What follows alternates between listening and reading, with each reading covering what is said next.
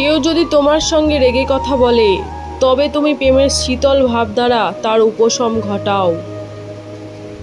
জীবনের সব পরিস্থিতির সম্মুখীন হতেই হবে ভালোবাসার দ্বারা, কেননা তার সম্মুখীন হও। যদি আমি সবসময় প্রেমময় এবং আনন্দে থাকতে না পারি তাহলে নিশ্চয়ই আমার কোনো শক্তির অভাব ঘটেছে। সেটা যাচাই করো এবং পূর্ণ করো।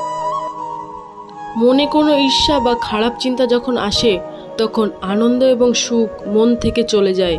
তাই প্রেমময় চিন্তা ও ভালো ভাবনা দুঃখ দূর করে।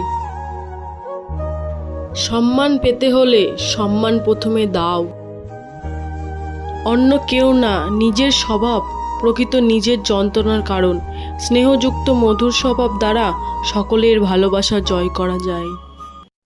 নিজের সফলতায় যেমন আনন্দ উপভোগ করো, অন্যর সফলতায় সেই রকম আনন্দিত হও।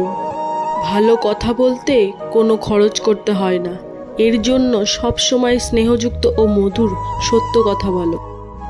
একা একা থাকলে তোমার কোনো গুরুত্ব নেই, কিন্তু সঙ্গী সাথীদের মাঝে যদি ভালো ব্যবহার ও সহযোগী হও তবে তুমি গুরুত্ব পাবে। তোমার একটা ভালো কথা অনেকের দুঃখ উপশম করতে পারে।